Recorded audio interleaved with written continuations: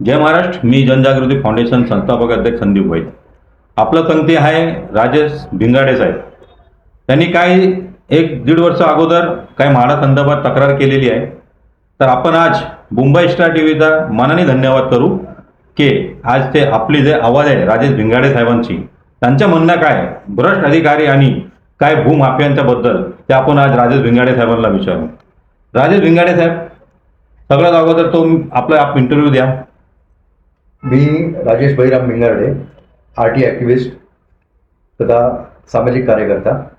आज मुंबई स्टार मध्ये मला बोलवल्याबद्दल प्रथम धन्यवाद. आणि एक सामाजिक आपल्याला मुद्दा आपल्याला या तुमच्या चॅनलच्या माध्यमातून सर्व जनतेसमोर आणायचं आहे की जेणेकरून जनतेला त्यांच्या नागरी सुविधापासून वंचित म्हणजे त्यांना वंचित राहणार नाहीत याच्यासाठी, म्हणून ही माझी चळवळ आहे असं आहे. मी सांगू इच्छुक आहे, राजेश भिंगाडे साहेब एक चांगले आरटी ॲक्टिव्हिस्ट आहे आणि त्यांनी माझी व्हिडिओ पाहिली जे मी म्हाडाच्या विरोधात लावली होती. त्यांनी मला संपर्क साधला, सर माझ्या पण असा सेम विषय आहे, तर कृपया करून मला पण माझी आवाज जनतेकडे पोहोचवायची आहे. त्यामुळे मी आज राजेश भिंगाडे साहेबांसाठी बसलेलो आहे.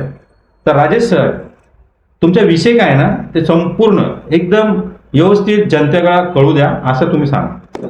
म्हाडाचे संपूर्ण मुंबईमध्ये 56 लेआउट आहे. आता या 56 लेआउटपैकी टागोर नगर आणि कन्नवर नगर इथे सुद्धा म्हाडाचा लेआउट आहे मोठ्या प्रमाणावर. अशातली सर्वात मोठी कॉलनी म्हणून ओळखली जाणारी ही कन्नवर नगर. आणि ह्या कन्नवर नगरच्या लेआउटवर, टागोर नगरच्या लेआउटवर अनेक गार्डन आरक्षित भूखंड आहेत, ज्याच्यावर काही स्थानिक राजकीय भूमाफियांनी मोठ्या प्रमाणावर एन्क्रॉचमेंट करून त्यातून महिना ते लोक लाखो रुपयाची कमाई करत आहेत. आणि ज्यातून आपल्या महाराष्ट्र सरकारला म्हणा किंवा भारत सरकारला म्हणा कुठल्याही प्रकारचा महसूल जात नाही आहे. ठीक आहे, ही गोष्ट जेव्हा माझ्या निदर्शनास आली त्या वेळेला मी संबंधित गार्डनवर झालेल्या एन्क्रॉचमेंटच्या विरोधात मी अनेक तक्रारी केल्या, अनेक पाठपुरावा केला. म्हाडाचे CEO असतील, म्हाडाचे VP असतील, म्हाडाचे कुठला कार्यकारी अभियंता असतील, त्यांच्या अंतर्गत हा टागोरनगर कन्नवर नगर येतो, त्यांना सर्वांना मी प्रॉपर फॉलोअप दिला, त्यांच्या निदर्शनास आणलं. मात्र अद्यापही कोणत्याही एन्क्रॉचमेंटवर यांच्याकडून कारवाई होत नाही. आणि जेव्हा पण आम्ही फॉलोअपला जातो किंवा काय, तर यांची कारणं ठरलेली असतात. आम्हाला वरून फोन आला, आम्हाला म्हणजे कोणत्या नेत्याचा फोन आला, आम्हाला कोणतं म्हणजे पोलीस प्रोटेक्शन मिळत नाही किंवा काय, अशी यांच्या सबबी या म्हणजे एकदम कॉमन सबबी आहेत. म्हणजे आपलं सर्व म्हणणं असं आहे की म्हाडाला मोठा ताला लावून टाकायला पाहिजे. माझं तर स्पष्ट म्हणणं आहे की जी कष्टकरी जनता आहे त्यांच्या टॅक्सच्या पैशाने हे अधिकारी पगार घेतात आणि पगार घेऊन हे कामं भूमाफियांची जर करत असतील, जर बिल्डरांची कामं करत असतील, तर ह्या जे म्हाडा प्रशासन आहे याला टाळं ठोकण्यात यावं, जेणेकरून कमीत कमी त्या कष्टकरी जनतेचा पैसा तरी वाया जाणार नाही, जे प्रामाणिकपणे टॅक्स भरतात. मित्रांनो, मी आपल्याला एक गोष्ट सांगतो. मी माझ्या एक तक्रार संदर्भात सूर्यवंशी करून एक कुर्ला विभागाचे अभियंता आहे ना, अभियंता, कार्यकारी अभियंता आहे राजेश भिंगाडे साहेब. मला त्या दिवशी त्या कॅबिनमध्ये मी पण होतो आणि राजेश भिंगाडे साहेब पण होते.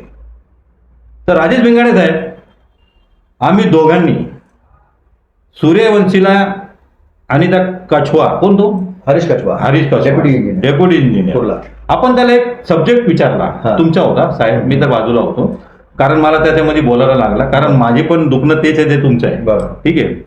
तर मित्रांनो, आम्ही सूर्यवंशी साहेबांना विचारला. सूर्यवंशी साहेबांचं म्हणणं काय होता, आता माझ्यापेक्षा जास्त राजेश भिंगाडे साहेब तुम्हाला सांगू शकतात. सांगा राजेश भिंगाडे साहेब काय बोलले आपल्याला ते. आम्ही जेव्हा माझ्या कंप्लेंटच्या संदर्भात मी फॉलोअपसाठी गेलो, तर कार्यकारी अभियंता सूर्यवंशी म्हणून आहेत, तर त्यांचं म्हणणं आहे की हो आम्ही करणार कारवाई, टप्प्याटप्प्याने करणार, आम्हाला पोलीस प्रोटेक्शन मिळत नाही, आमच्या टेबलावरच्या अडचणी समजून घ्या, असं आहे तसं आहे, म्हणजे आम्हाला तिथून मॅनपॉवर मिळत नाही सरकारकडून किंवा काय असं आहे. तर म्हणजे थोडक्यात हे सरकारवर आरोप करत आहेत. आज जे सत्ताधारी जे पक्ष आहे, जो महाराष्ट्राची सत्ता चालवतोय, एकंदरीत बघायला गेले तर हे देवेंद्र फडणवीसच्या, जे आपले माननीय मुख्यमंत्री आहे देवेंद्र फडणवीस यांच्या कार्यशैलीवरच हे प्रश्नचिन्ह उपस्थित करतात म्हाडाचे अधिकारी. ज्याच्यात मग तुमचे मिलिंद बोरीकर साहेब आले, CEO म्हाडाचे CEO आले मिलिंद बोरीकर साहेब. दुसरे आले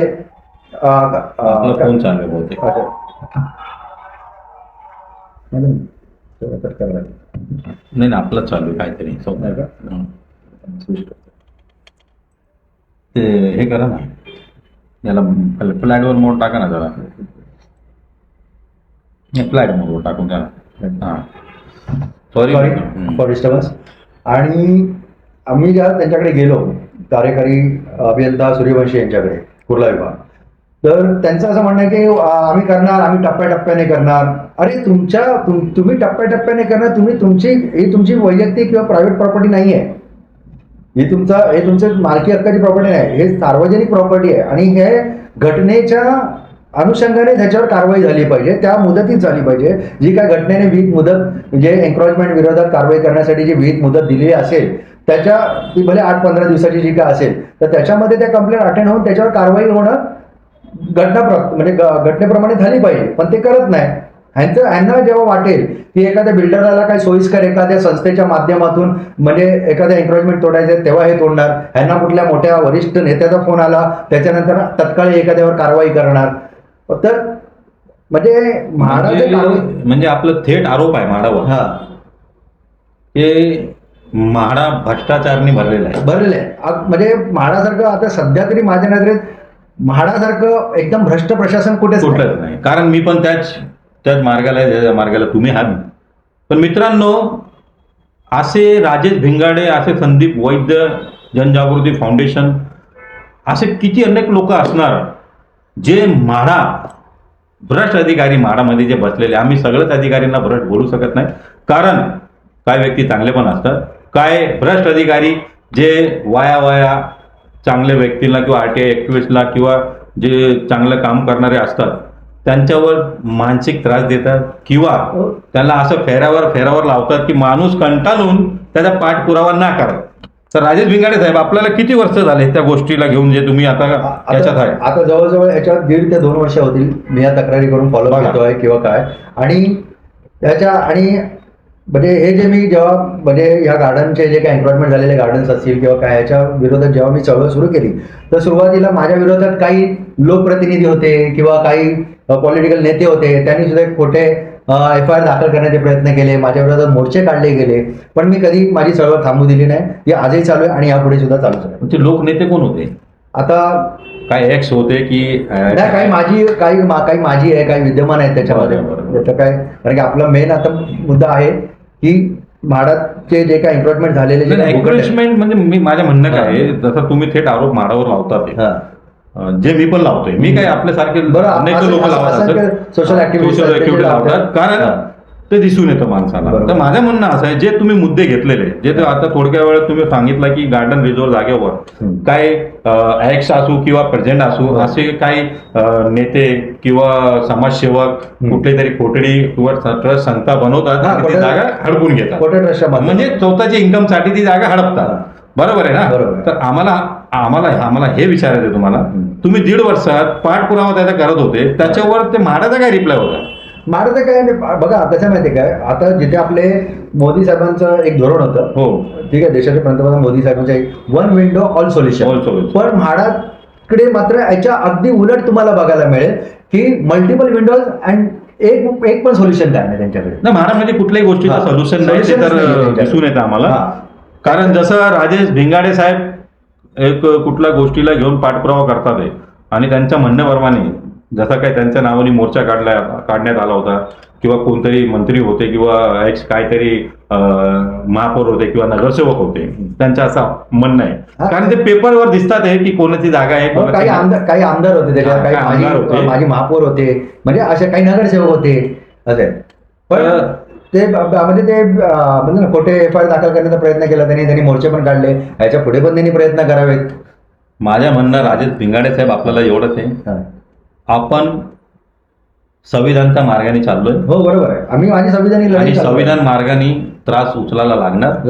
कारण जे खरं असतं त्याला खूपच त्रास उचलायला लागतं. असे काय भ्रष्ट अधिकारी आणि असे काय लबाड, त्याला लबाडच बोलू शकतो, नेते किंवा एक्स आमदार असू द्या, एक्स महापौर असू द्या, काय XYZ असू द्या, जे आमच्यासारखे जनता त्यांना निवडून देते, ते जे जमीन हडपून घेतात शासनाशी, साचण्याचे मित्रांनो, जे जागा आपलं गोरगरिबांना कामाला यायला पाहिजे ते ना करता हे स्वतःचे तिजोरी भरतात आणि कोटी कोटी रुपये कमवतात. असे थेट राजेश भिंगाडे साहेबांचा पण आरोप आहे, थेट माझ्या पण आरोप आहे आणि असे आम्ही अनेक जण आहे ज्यांचा आरोप थेट मारावर लागत राहतात. पण राजेश भिंगाडे साहेबांच्या सरळ चॅनलच्या स्टार न्यूजच्या माध्यमातून पब्लिकपर्यंत ही गोष्ट पोहोचायला पाहिजे. म्हणून राजेश भिंगाडे साहेबांनी आज 1.5 वर्षानंतर किंवा नाही काय नाही पण ते आज वैतकून कंटाळून असे काय भ्रष्ट अधिकाऱ्यांमुळं ते आज बोलले की बाबा माझी जी आवाज आहे ती स्टार न्यूजच्या माध्यमातून जनतेपर्यंत पोहोचू द्या. तर राजेश भिंगाडे साहेब तुमच्या आता तुम्हाला काय हवा म्हाडाकडून ते प्लीज तुम्ही सांगा. म्हाडाकडून हे जेवढे पण टागोनगर कन्नौरमध्ये जे पण राजकीय भूमाफिया असतील किंवा इतर भूमाफिया आहे ह्यांनी जे काय एन्क्रोचमेंट करून म्हणजे सार्वजनिक भूखंडांवर तसेच गार्डन आरक्षित भूखंडांवर जे काय एन्क्रोचमेंट करून इकडच्या स्थानिक जनतेला नागरी मूलभूत सुविधांपासून जे वंचित ठेवलेलं आहे, ठीक आहे, तर ते त्यांचं वंचित न राहण्यासाठी, ती जनता वंचित न राहण्यासाठी तत्काळ महाराष्ट्र शासनाने सुद्धा याला गांभीर्याने घ्यावं आणि महाराष्ट्र गृहनिर्माण संस्था जी आहे म्हाडा प्रशासन त्यांनी सुद्धा याच्यावर गांभीर्याने विचार करून तत्काळ कारवाई कराव्यात आणि हे भूखंड मोकळे करून घ्यावे आणि यातून लोककल्याणकारी ह्या भूखंडांचा वापर लोककल्याणकारी कामांसाठी होईल याचा म्हणजे याच्या अनुषंगाने यांनी काम करावं. आता पहिली टागोनगर कन्नौरची जी लोकसंख्या होती आता त्याच्या तिपटीने टावर झाल्यामुळे लोकसंख्या आहे तरी ते नागरी मूलभूत सुविधा कमी पडत आहेत, ठीक आहे, वाहनतळ नाही आहे, पार्किंगची व्यवस्था नाही आहे, इतर व्यवस्था नाही आहे, असं आहे. आता आज आपण मोठ्या प्रमाणात बघतो की ग्लोबल वॉर्मिंगचा सुद्धा मोठा प्रश्न आहे आज पूर्ण वर्ल्डमध्ये, ठीक आहे. तर आज तुम्हाला चांगली शुद्ध हवा पाहिजे असेल किंवा काय पाहिजे असेल स्थानिक जनतेला तर ती जाऊ शकत नाही कारण की सगळं तर यांनीच एन्क्रोचमेंट करून टाकलं. गार्डन राहिलेच नाही ऍक्च्युअली बघायला गेलं तर. आपण म्हाडाचा लेआउट 56 लेआउट आहे. 56 लेआउट मध्ये बहुतेक 50 ते 51 तर गार्डन रिझर्व असणार.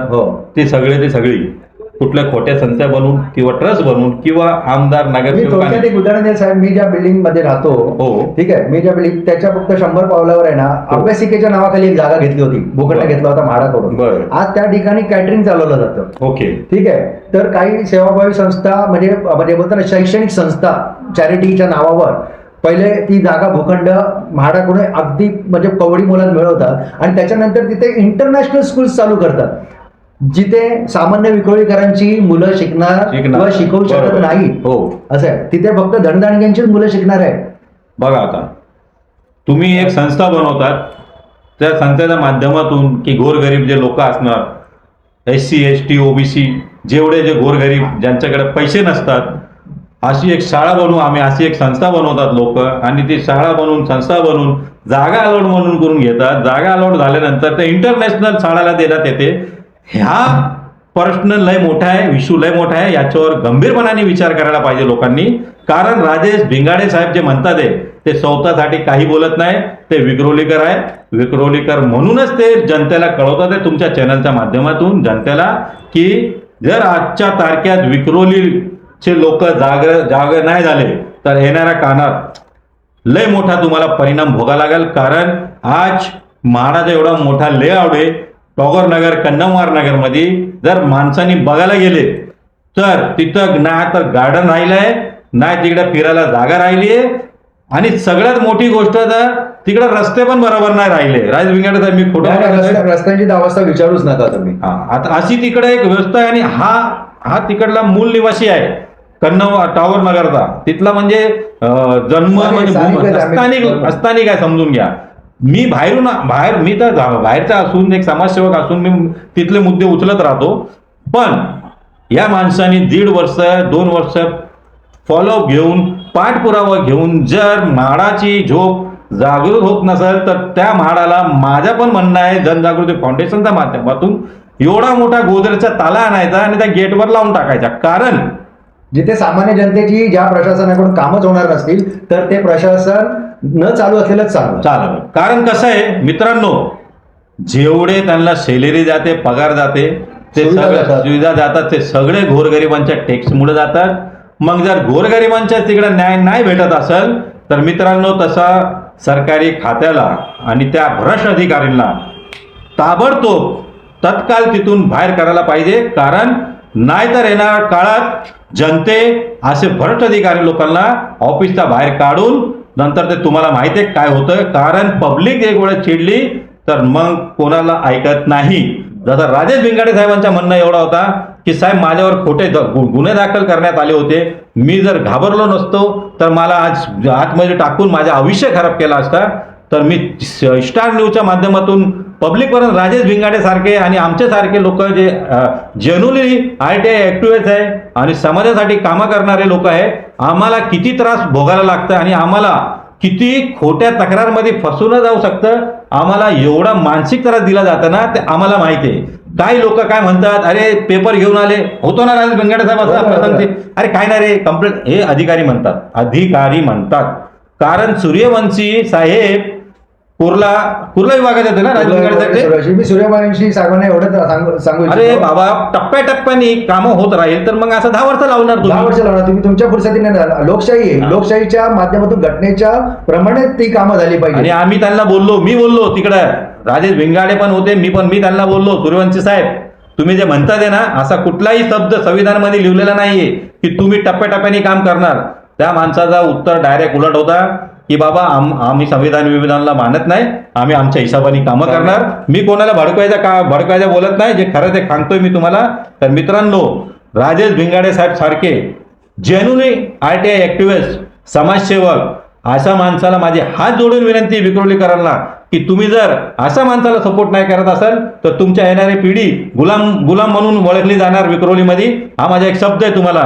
राजेश भिंगाडे साहेब तुम्हाला काय हवं म्हाडाकडून मला लवकरात लवकर ह्या सर्व जे प्लॉट्स आहेत, गार्डन आरक्षित प्लॉट आहे, हे म्हाडा किती प्लॉटवर आपण टाकलेले नाही म्हटलं तरी आज कन्नौरमध्ये कमीत कमी 12 भूखंड असे आहेत मोठे जे गार्डन रिझर्वेशन आहेत. त्याच्या व्यतिरिक्त काही टिटबिट प्लॉट्स आहेत किंवा इतर काय आहेत, तर त्याचा म्हाडाने प्रॉपर लवकरात लवकर सर्वे करावा आणि ते भूखंड म्हणजे एन्क्रोचमेंट निष्कासन करून त्यावर लवकरात लवकर त्यांनी ते आपल्या ताब्यात घेऊन त्यावर लोककल्या स्थानिक जनतेला काही नागरिक मूलभूत सुविधा त्यांनी मिळतील अशा अनुषंगाने त्यांनी प्रकल्प राबवावेत. आता मी चॅनलच्या माध्यमातून सांगू इच्छुक आहे, राजेश भिंगाडे साहेब आणि सुनेरा जनजागृती फाउंडेशन या विषयावर, कारण मी पण एक मेघवाडी पोलीस स्टेशनच्या समोर जे लँड आहे गार्डन रिझर्व आहे, सेम यांच्यासारखा माझा पण मुद्दा आहे.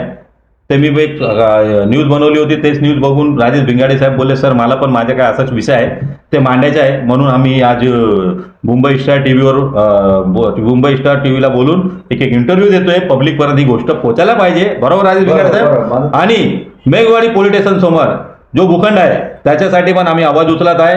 तो भूखंड पण गार्डन रिझर्व आहे, त्याच्यामध्ये पण सेम असाच कोणतरी एक राज्यमंत्री आहे, कोणतरी एक पार्टीचा कुठला तरी एक नगरसेवक आहे, पंत फाउंडेशन शिव शिक्षण संस्था आहे, त्या दोघांनी मोठ्या प्रमाणाने भूखंड हडपून घेतलेला आहे. आणि त्या गोष्टीची आम्ही पाठपुरावा करत स्वतः मला सुनेरा जनजागृती फाउंडेशनला 1.5 वर्ष झालं आहे. जर आमच्यासारख्या लोकांना 1.5-2 वर्ष हे लोक लावत असेल तर आम्ही काय करणार याच्या गोष्टीवर सांगा बरं. येणाऱ्या काळात राजेश भिंगाडे साहेब आणि मी सुनेरा जनजागृती फाउंडेशन संदीप वैद्य असे आम्ही अनेक लोक जे RTI ॲक्टिव्हिस्ट आहे म्हाडामध्ये जेन्युइन लोक, आम्ही अमरण उपोषणाचा मार्गाला जाणार आहे. राजेश भिंगाडे साहेब बरोबर बोललो मी? ते तर करूच, त्याच्या व्यतिरिक्त गरज पडल्यास आम्ही कोर्टात सुद्धा न्यायालयीन म्हाडाच्या विरोधात आम्ही न्यायालयीन सुद्धा जाऊ. आणि एक महत्त्वाची गोष्ट मी तुम्हाला सांगतोय, जर या गोष्टीवर कोणी म्हाडानी किंवा BPनी COनी मेन अॅक्रोचमेंट सेलचे संदीप कलंबे साहेब जर याच्यावर काही ॲक्शन घेतली नाही, कारण काही दिवसा अगोदर राजेश भिंगाडे साहेब आपल्याला पण माहिती आहे कुठला तरी एक तसू कुरेशीचा ते घर तोडण्यात आलं होतं, त्याची मी न्यूज लावली आहे. हा, त्याच्या अगोदर त्याची जिम पण तोडण्यात आली होती, पण ती जिम ना तोडता त्यांनी आपला सामान बाहेर काढला होता. बाहेर काढून आज ती जिम चालू झाली आहे राजेश भिंगाडे साहेब, बरोबर आहे. त्याच्यानंतर आपण त्यांना विचारला साहेबांना, साहेब हे काय, त्यांचं म्हणणं काय होता, त्यांनी कोर्टात घेऊन ते स्टे आणलाय. तर राजेश भिंगाडे साहेब आपण पण एक चांगले सोशल वर्कर आहात आणि ITI ऍक्टिव्हच आहे. सगळं गोष्ट आपल्याला पण कळतं की असं काय म्हाडाच्या लेआउटवर किंवा म्हाडाच्या जमिनावर कुठला इस्टे भेटत नाही. कारण म्हाडाच्या लेआउटवर म्हाडाला जे 250-300 स्क्वेअर फीटचे घर त्यांना दिलेले गेले, काय त्यांना इन्कम द्यायला करायला काही कमर्शियल वापरायला दिले नव्हते. वैद्य साहेब, मी तुम्हाला एक सांगू इच्छितो या चॅनलच्या माध्यमातून की हे जे म्हणजे ह्या लोकांनी आहे ना, म्हाडाने पहिलं तर एन्क्रोचमेंटच्या विरोधात आपलं एक धोरण ठरवावं या अधिकाऱ्याने. आणि काय केलंय की एन्क्रोचमेंटसाठी 4 डिपार्टमेंटमध्ये तुमची तक्रार फिरते. म्हणजे ते इस्टेट मॅनेजर पहिले जाणार, ते सळपाणी करणार, त्याच्यानंतर तो तिकडे पाठवणार, नाही पाठवणार, त्यांच्याकडे 10 वेळा जा, त्याच्यानंतर ते पाठवणार कुर्ला डिव्हिजनला, मग कुर्ला डिव्हिजनकडे तुम्ही सतत पाठपुरावा करा, त्याच्यानंतर ते पाठवणार कळंबीकडे. तोपर्यंत यांचे अधिकारी पण काय काय बदललेले असतात.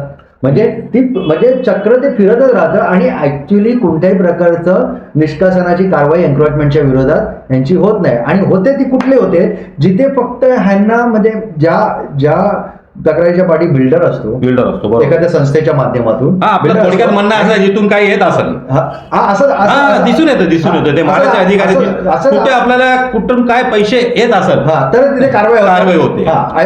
मग ते सामान्य माणसाचं 24 तासाची नोटीस देऊन त्याचं रातोरात तुडवलं जातं. आणि ते पण 70 65 वर्ष जुना फोटो पास असताना म्हाडाने त्यांना 2 NOC दिलेल्या आहेत रिपेअरिंगच्या. अशा स्ट्रक्चर्सना 24 तासाची नोटीस देताना तोडून टाकतात. त्याच ठिकाणी ह्याच कन्नवरच्या लेआउटवर असे पण काही गोष्टी झालेल्या आहेत की 2020ला पोलीस प्रोटेक्शन मागवलेलं आहे त्या जनता मार्केटच्या इकडचे जे एक टावर उभं राहिलेलं आहे गार्डनवर. ठीक आहे, गार्डन रिझर्वेशन प्लॉटवरच तो टावर उभा राहिलेला आहे. तर 2020ला यांनी पोलीस प्रोटेक्शन मागवलं स्थानिक म्हाडा अधिकाऱ्यांनी. ठीक आहे, आयुक्तांचं पोलीस प्रोटेक्शन मागवलं, कारवाई सगळे कागदपत्र आहे. मी कागदाशिवाय बोलत नाही. ठीक आहे, आणि पोलीस प्रोटेक्शन मागवलं त्यांनी. आणि पोलीस प्रोटेक्शन मागवल्याच्या नंतर ती कारवाई तर झालीच नाही. उलट ज्या लोकांनी एन्क्रोचमेंट केलं होतं ते लोकांना आज SRAच्या स्कीमच्या तिथे माध्यमातून दिखाव्याची स्कीम म्हणा, कशी पण म्हणा, पण तिथे ती राबवून त्यांना आज घरं दिली गेली आहेत. म्हणजे थोडक्यात म्हाडाचं धोरण काय की तुम्हाला एन्क्रोचमेंट करणाऱ्यांना तुम्हाला प्रोत्साहन द्यायचं आहे का, तुम्हाला एन्क्रोचमेंट विरोधात खरोखर तुम्हाला निष्कासनाची कारवाई करून तुम्हाला तुमचे भूखंड स्वतःकडे घ्यायचे आहेत. ही दिशा त्यांची कळत नाही. म्हाडाचं धोरण फक्त एवढं आहे, म्हाडाला कुठून काय येतं, बिल्डर कडून येऊ द्या किंवा असं मोठे भूमाफिया अशी खोटी संस्था बनवून खोटे ट्रस्ट बनवून जागा अडकून घेतात, त्यांच्याकडून काहीतरी येऊ द्या. म्हाडाचं धोरण हे आहे. वैद्य साहेब, आता आम्हाला असं पण कळलंय की आता म्हाडाचे काही आता आहे माजी अधिकारी किंवा हे स्वतः आता बिल्डर झालेले आहेत. हे पैसे आले कुठून यांच्याकडे? हे आता बघा, हे जनताला हे इन्व्हेस्टर झालेले आहेत. इम्पॉर्टंट गोष्ट आहे, लक्षात ठेवा. आणि या गोष्टीला मजाकमध्ये घेऊ नका. IAS ऑफिसर झाला किंवा एक म्हाडाचा वरिष्ठ अधिकारी झाला, ते रिटायरमेंट घेऊन किंवा ते विरज घेऊन मोठे डेव्हलपर होतात. पैसे कुठून आले हे कोणी विचारणार नाही. कारण मोठा पुढारी चोर, त्याचा खालचा पुढारी चोर, हे गोदाममध्येच गडबड असली तर रूम काय करणार आहे? सरळ आरोप नाही लावत, ते दिसून येते. कारण जर तुम्ही एक तक्रारला 1.5 वर्ष लावणार, 2 वर्ष लावणार, मग यामुळं कळून येतंय की कुठे ना कुठे हे सगळेजण इल्वून आहे. ही खालपासून वरपर्यंत एक चैन आहे. हा प्रशासन कुठेतरी भ्रष्टाचार मध्ये म्हाडामध्ये भ्रष्टाचाराची एक चेन बनलेली आहे. ही खालपासून वरपर्यंत काम करते. जशा प्रकारे हे आपले स्वतःचे भूखंड यांच्या निदर्शनास आणून सुद्धा त्याच्यावर कारवाई करून ते स्वतःकडे घेत. आता याने थोडक्या अगोदर बोललाय की एक संस्था आहे ज्याने विक्रोलीमध्ये गोरगरिबांना शिकवणार करून एक संस्था बनवली. त्या संस्थेच्या माध्यमातून शाळेला अलॉटमेंट जागा करून आज ती जागा आम्ही जाऊन सर्वे केलेला आहे. तिथं मोठा एक इंटरनॅशनल शाळाचा बोर्ड लावलाय जिथे फक्त श्रीमंतांचीच मुलं शिरे म्हणतात. तर माझ्या मुंबई विक्रोली खास करून मी विक्रोली करायला नाही बोलू शकत, कारण जर इंटरनॅशनल शाळा झाली किंवा कुठली शाळा झाली तर लांबून लोक तिकडं गोरगरीब नाही, सॉरी गोरगरीब नाही, पैसा आहे त्यांच्याकडे. तुम्ही लक्षात ठेवा.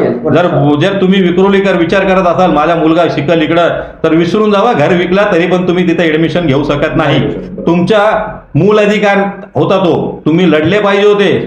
पहिला कारण तुम्ही विक्रोलीकर आहात, तुम्ही विक्रोलीकर लोकांचा तुम्हाला लढायचा अधिकार होता. पण हरकत नाही, जर तुमचा मुलगा तुमच्या कोण नातेवाईक किंवा तुमच्या इथं स्थानिक हा राजेश भिंगाडे साहेब सारखा जर कार्यकर्ता, समाजसेवक, आरटीआय ऍक्टिव्हिस्ट जर त्या मुद्द्याला घेऊन पुढे जात असेल तर मला हात जोडून विनंती आहे विक्रोलीकरांना की याला पाठिंबा द्या, सपोर्ट द्या.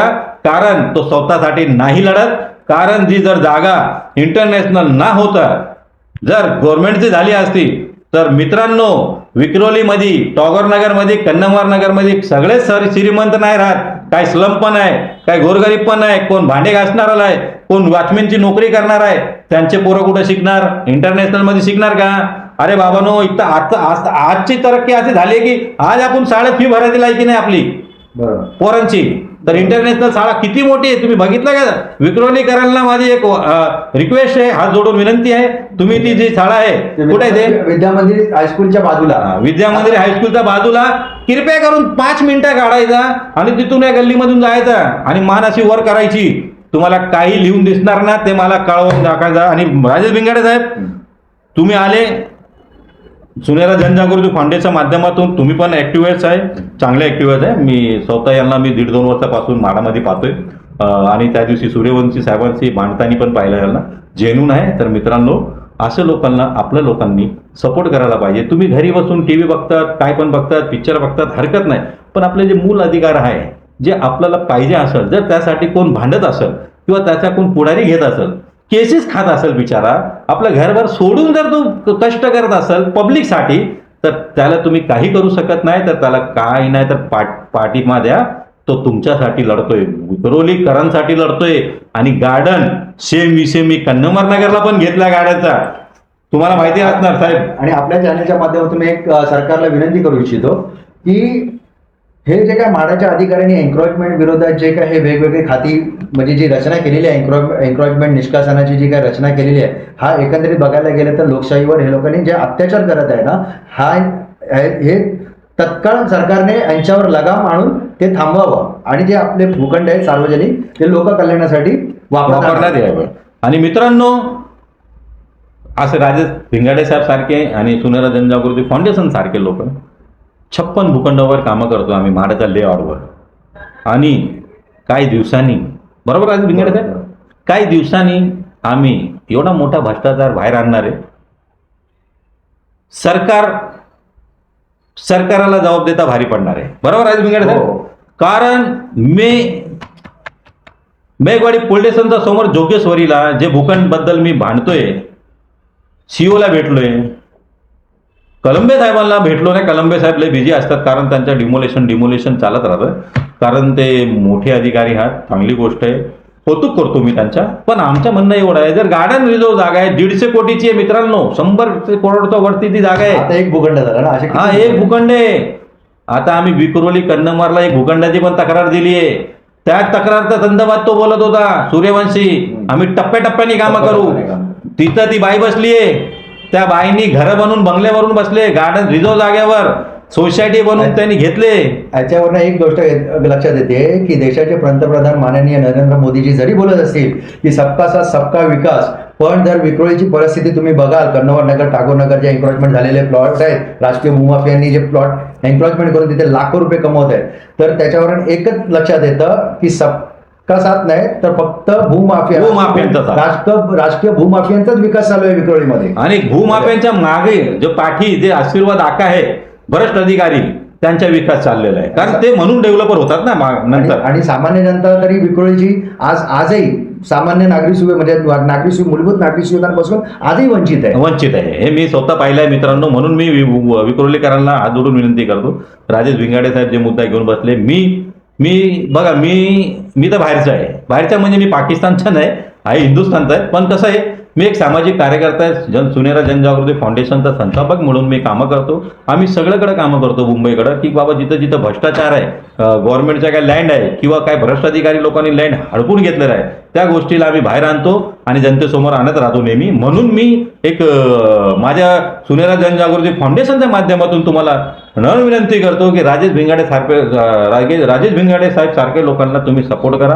काय नाही तर तुमच्या मुलींना शिक्षण भेटू शकतो, नाही तर इंटरनॅशनल कॉलेजमध्ये तुम्हाला स्वतःला माहिती आहे. नाहीतरी डॉक्टर बाबासाहेब आंबेडकरांनी लोकशाहीत म्हटलंच होतं घटनेमध्ये की लोकशाहीत शिक्षण आणि आरोग्य हे मोफत मिळालं पाहिजे जनतेला. ते तर भेटत नाही, ते तर नाहीच भेटत आहे.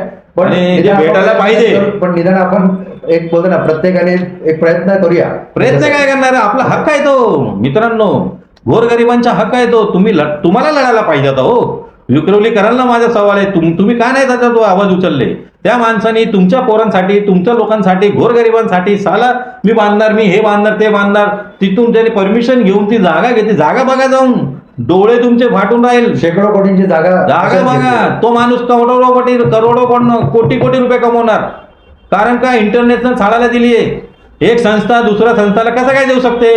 माडा त्याच्यामध्ये पण धोल करत, कारण बीपी स्पीक ऑर्डर देतो. स्पीकिंग त्यांच्या मनाला वाटलं ते ते स्पीकिंग करतो तो, ते करतो. तो मोठा माणूस आहे बघा, तो लय मोठा माणूस आहे बाबा. तो मी तर म्हणतो, जर विपी सर्व निर्णय घेत असेल, माडाच्या विपी बंद करा ना माडा. नाही, कशाला विधिमंडळ बंद करून टाका हो. कशाला या आमदारांना आणि ह्यांना एवढा पगार द्यायचे, सुविधा द्यायच्या जनतेने, ते बंद करून टाका. त्यांना निर्णय घ्यायची. आमचे पैसे वाया जातात ना. विपीलाच घेऊ दे सर्व निर्णय. साहेब, आमचे पैसे वाया जातात. आमचे सारखे लोक भ्रष्टाचार बाहेर काढतो आणि तुमच्याकडे निर्देशात आणून देतात. तर तुम्ही स्वतः म्हणजे समोरच्यांना फोन करतात. सॉरी, बॅड लँग्वेज बोलतोय मी. स्वतः समोरच्यांना तुम्ही फोन करतात, अरे तुमच्या विरोधात तक्रार आली आहे, आणि ते माझ्या संगती घडलंय. आता जोगेश्वरी मेघवाडी पोलीस स्टेशन समोर जे गार्डन रिझर्व जागा आहे, पंत फाउंडेशन, शिवशिक्षण संस्था, दोघांना दुबे तावडे दोन संस्था आहे. पंत फाउंडेशनचे दुबे आहे आणि शिक्षण संस्थाचे तावडे साहेब करून आहे. मला फोन करण्यात आला, मला धमकवण्यात आला. मी त्यांना फक्त एवढंच बोललो, साहेब मी छत्रपती शिवाजी महाराजांचा मावळा आहे. मी अजिबात कोणाला घाबरणार नाही. मी संविधानच्या माध्यमातून चाललोय.